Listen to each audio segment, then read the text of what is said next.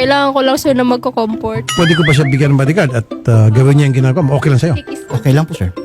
Yan! Oy! Ayos. Baka, sir, may asawa na po ito, sir. Nasawa ka na? Meron po. Sir, ipaalam mo po sa asawa mo yung protocol natin, sir. Yung ano po natin, condition natin, sir. Sige po. Magti-tiktok po tayo na yun. Kapag tumingin ka na. Tapos kiss mo ko, sir. Ito,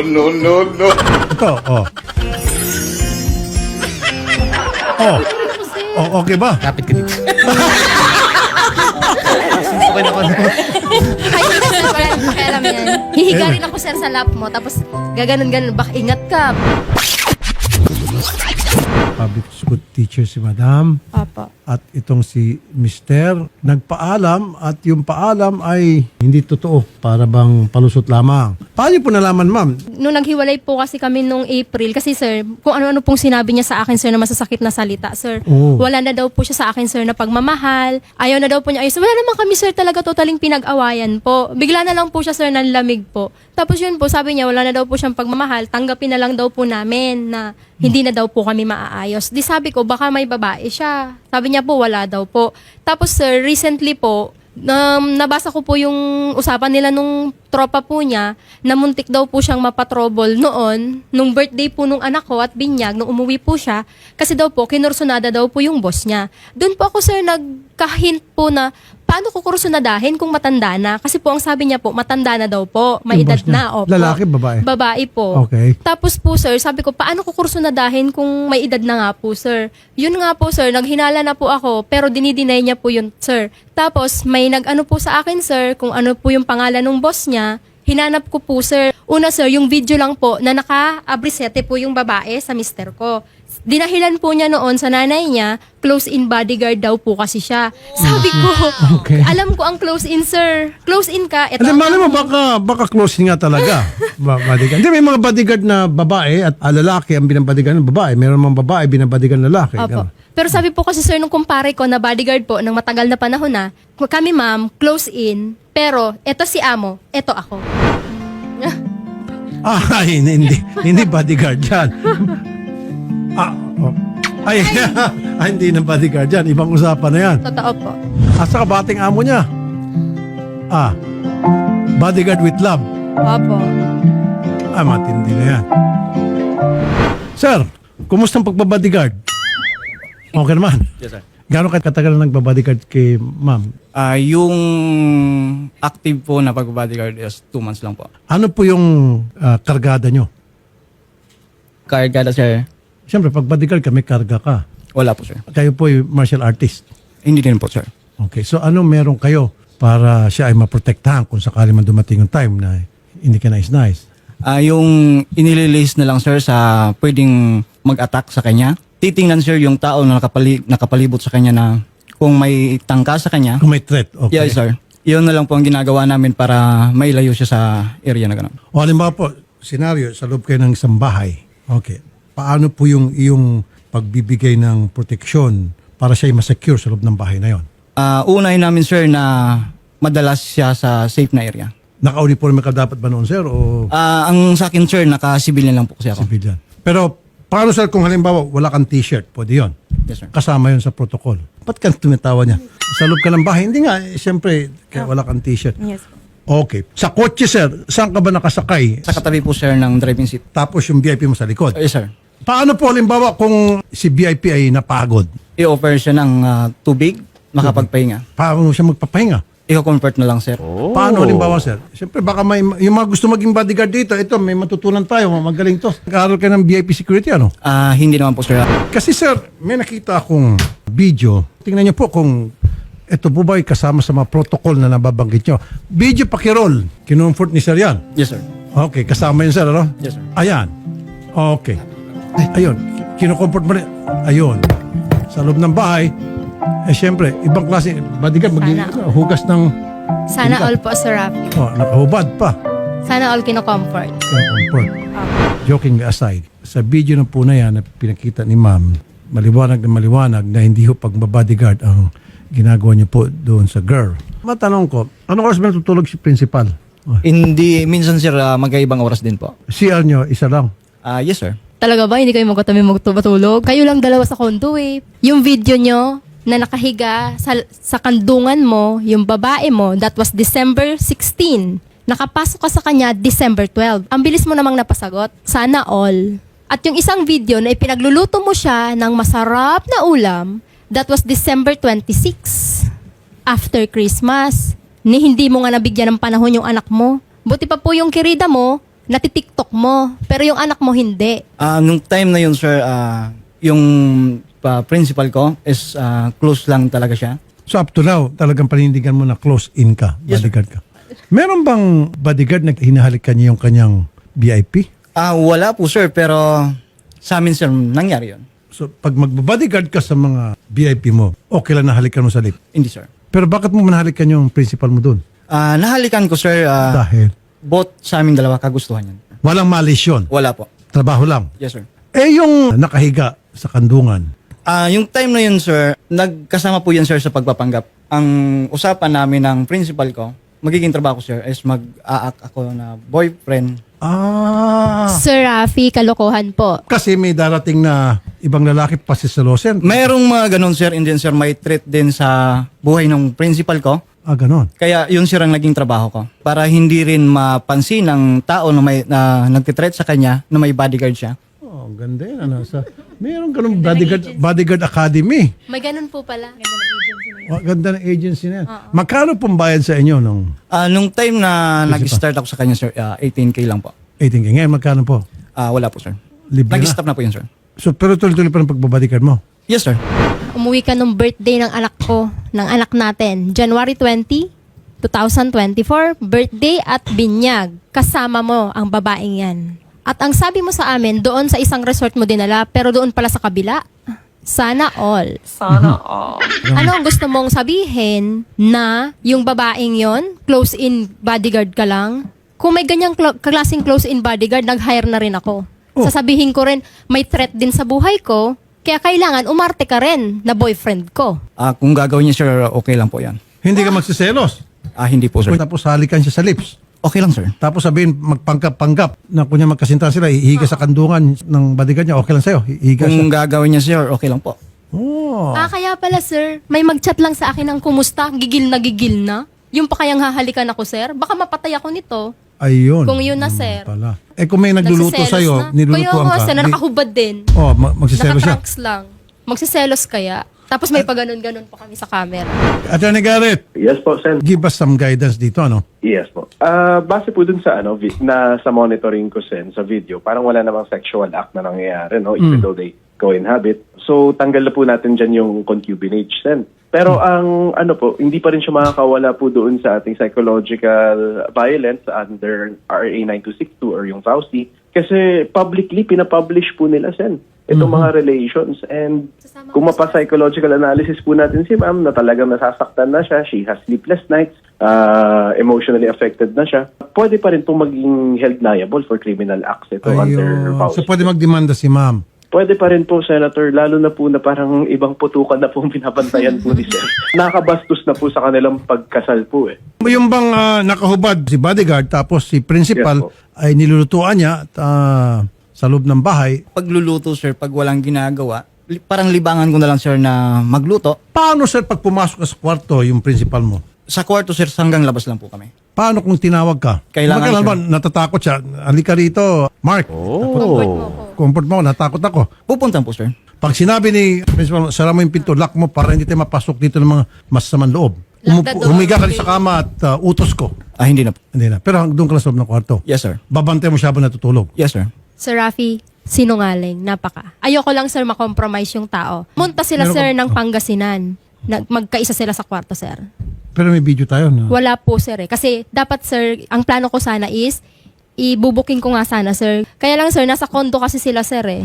Ano po kasi, Sen, we have to prove beyond a reasonable doubt that there was sexual relation. Yung pag-kiss. Hindi pa po siya sapat on its own to go for concubinage, Sen. Maliban po kung may other evidence pa, other signs na we can say na ayun po talaga na meron silang sexual act na ginagawa. Boss, meron ka bang protection agent license? Meron po, sir. Na pwede makita sa? And sir, yung babae po is may asawa. So paano po siya sasabihin na magpanggap siyang boyfriend, may asawang tao yung babae? Protection agent. Ang ginagawa niya, ipaalam rin po natin sa asawa ng principal niya. Yun ang nangyayari. So, I think that emotional would be and very psychological Yes violence. po. At pasok Yes yan po, sa sir. Bausi. At Yes hindi na po siya, Sen. sir, Pasok. nagsusuporta sa anak namin, never. Walang suporta. So, dagdag pa yun. Lalo mapapabigat yung Bausi na case. That time, sir, magsusupport ako pero ang sabi niya, sir, hindi niya kailangan ng support ako. Kasi kaya niya daw yung... Kung gusto, may paraan. Sa ayaw at sa gusto ko, kung gusto mo, magbibigay ka. Paano nga ikaw magbibigay, sir? Anong ibibigay niya na wala nga, libre nga ang pag-bodyguard mo, di ba? Sana all, libre. Ngayon, sir, wala akong masasabi sa kanya. Bahala na siya, sir, kung anong gusto niya sabihin. Pero ako, sir, wala akong masasabi sa Panindigan kanya. mo talaga na bodyguard ka lang talaga. Yes, sir. Papalay detector test kita. Yes, sir. Okay sa'yo. Okay lang po. Uy, sige. Sir, okay lang po ba kung ipa-drug test ko po siya? Carefully ka lang, hindi yung urine. Kasi yung urine, hindi ka lang magdadrugs Apa. ng isang araw, 2 araw. Lust ka na. Okay ba sa'yo? Okay Voluntary lang. ito. Okay Hair lang, sir. follicle drug test. Okay lang po. Okay, good. Kasus ko pala yun. Atty. Garrett, Yes po, Sen. hindi rin daw nagsuporta sa mga anak. Yes, meron po rin economic violence under our RA 9262, Sen. So in this case, nakikita ko po na para mapilitan siyang pumayag sa nangyaring relationship, yun po, wini-withhold po yung suporta po. Ilan taon na po yung principal nyo? Hindi ko lang, sir, ma-sure yung age niya kung ilang taon na ngayon. Ano pong trabaho? Dati, sir, mayroon po siyang farm. Ngayon, sir, wala po. Oh, paano ka niya sweldoan kung wala siyang trabaho? Ngayon, sir, hindi na niya po ako bodyguard na may sahod po. Wala na pong ganun. So, libre lang yung serbisyo mo? Yes, sir. Okay. Bakit po siya kailangan mo i-secure o bakit ka kailangan maging bodyguard sa kanya? Anong threat meron sa kanya? Yan po, sir, yung hindi ko masasabi kung ano yung klase yung threat sa kanya. And then, siya na lang din po, sir, nakakaalam kasi nun. Hindi ko po, sir, kilala yung mga nagtitreat sa kanya. Pero yung mga muka, nakita ko na. Yung iba, sir, may mga bata pa, mayroong matatanda. May Bakit daw papalman. siya tinitreat? Hindi ko, sir, maano kung ano yung rason. Pero ang alam ko lang kasi, sir, is may threat sa kanya. Kaya siya kumuha ng bodyguard. Paano po siya nakilala? Doon po sa isang kaibigan ko, yung kasama namin sa training. So parang referral. Opo, sir.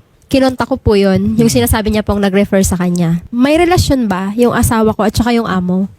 Sabi po nung babae, ayaw daw po niya makialam kasi ayaw niya daw pong madamay. So kung wala, sir, bakit ako sasagutin ng ganon? Dapat direkta sasabihin sa akin na, ay madam, tamang hinala ka lang, wala po. Kasi in one way po, sir, ang alam ko po sa bodyguard, hindi po pwedeng mag-direct hire. Kailangan po dadaan ng agency dahil po yung agency mismo ang magpo-provide ng service firearms at SDDO po. Yung mga ibang eksena, pwede natin palampasin. Yes, sir. Pero yung ahalikan mo, yung principal mo, wala na ata sa protocol kahit saan ka pumuntang agency, PSPG, PSG, Secret Service. Time na yan, sir, close lang kami sa ganyan, sir. Bigla na lang siya, sir, eh. Mga March po, chinachat ko siya. Oh. Kasi, sir, may sakit yung anak namin. Hindi siya, sir, makontak. Yung pala, nag-e-enjoy siya sa Pangasinan with a girl. With matching pa TikTok pa na siya, nakabra. Tapos, nandun po yung babaeng yun magpapagamot, sir. Kasi kinulam daw. Akala ko, sabi ko sa kanya, akala ko mayaman yung madam mo. Naniniwala din pala sa kulam. Tapos yun, sir, bigla na lang nanlamig siya. Hindi na po niya kami kinukontak ng anak niya. Bigla-bigla sasabihin niya po na ayaw daw po niya yung lahat, sir. Ayaw daw po niya na nagpakasal kami, na nabuntis daw po ako, nagpamilya kami. Ayaw daw po niya na nagkaanak kami, sir. Kasi marami pa daw siyang gustong gawin sa buhay niya. So ako, sir, wala akong gustong gawin sa buhay ko. Yun po ang sabi niya sa akin nun, sir. Tapos sabi niya, sir, ayaw na daw niya kaming ayusin. Kahit wala naman kami, sir, pinag-awayan talaga. Na sinabi ko lang naman sa kanya na nanlalamig na siya. Kasi yun, sir, ang totoo. Kaya pala nanlalamig kasi may ibang pinapainit. Kaya hindi ako sa naniniwala na sinasabi niyang protocol yon. Walang bodyguard na gano'n na magiging sistema ng usapan. Lalo't may asawa yung babae. Hindi po ako, sir, maniniwala. Nobody is believing him. Opo.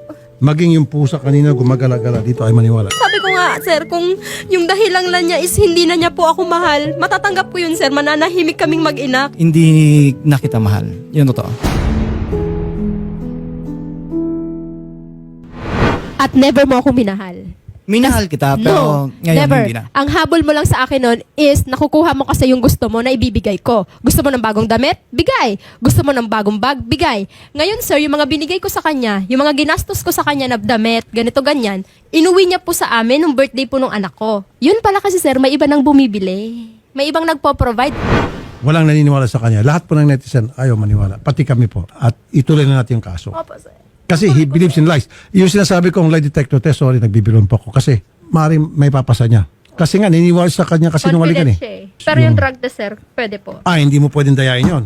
Ngayon, yung result nun, pwede natin submit sa kamkrame, makakancel yung kanyang Gusto ko po kanyang sa lisensya. kasi, sir, sana i-revoke po lahat ng license niya, including yung sa security po.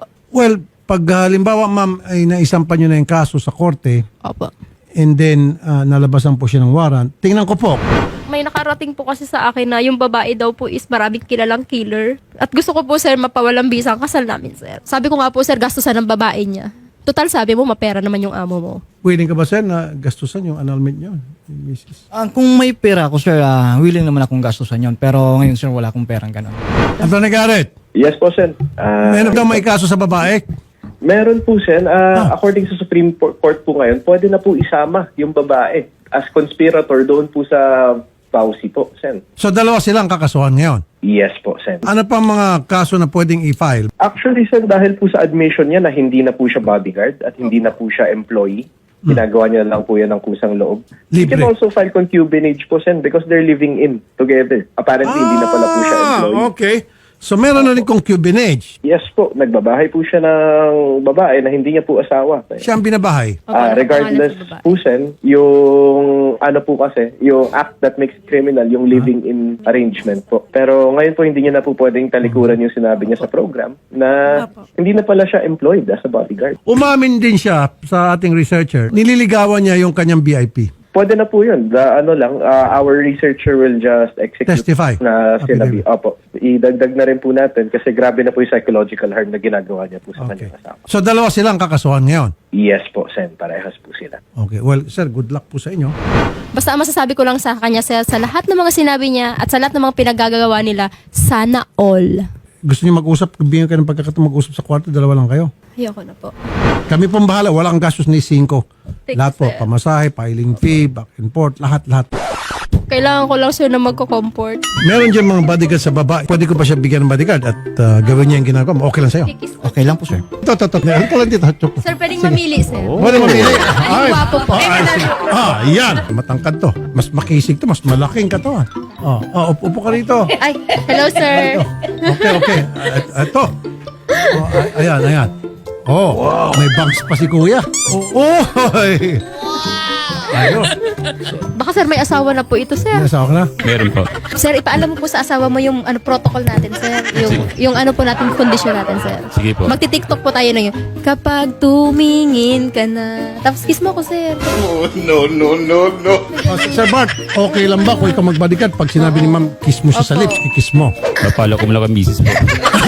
Buti ka pa, sir, nagpapaalam. Ito hindi. Walang paalam. So, Sir Bart, gusto mo ako na magsweldo sa'yo para bodyguard mo si ma'am? Ano naman, sir. Bahay naman. Iuwi kita, sir, ng Bicol. Iwi sa Bicol. Pahiram ko pa kayo ng sasakyan. Sir, pwede sa condo. Sa tabi po ng condo nila. Ronnie, halika dito. Ano pa? Ito, Oh, okay ba? Wala nang pakialam yan. Hihiga rin ako, sir, sa lap mo. Tapos, gaganon-ganon. Baka ingat ka. Ma'am, papayat tayo ng kaso. Opo, sir. Kaming bahala. Gastos namin lahat. Thank you And po. then, ang masasabi ko lamang po sa inyo, Sir Mark, good luck po sa inyo. Let's see what's going to happen pag naiakit na yung kaso sa piskalya. Na-forward na. Ngayon, kung gusto nyo po, matsyempoan nyo na silang dalawa ay ganon, Opo. pwede mapusasan. Tama ba ako, Atty. Garrett? Yes po, sir. Because on that time po, they're already actively committing a crime po. So, exception na po siya sa warrant of arrest. Ma'am Maria, marami kayong tagahanga. Natutuwa po sa inyo at kulang daw po kayo. Gusto nila yung aura nyo na natutuwa sila sa inyong ugali. Marami natutuwa po sa inyo. Pero kay sir, wala naniniwala. Yun lang po. Okay. Sige, salamat po ma'am at sir. At pag-iwalay natin sila, okay, huwag natin sila pagsamahin. Salamat po sir ha. Thank you po. Sir Mark, magandang hapon po Sir Mark. Magandang hapon po, sir.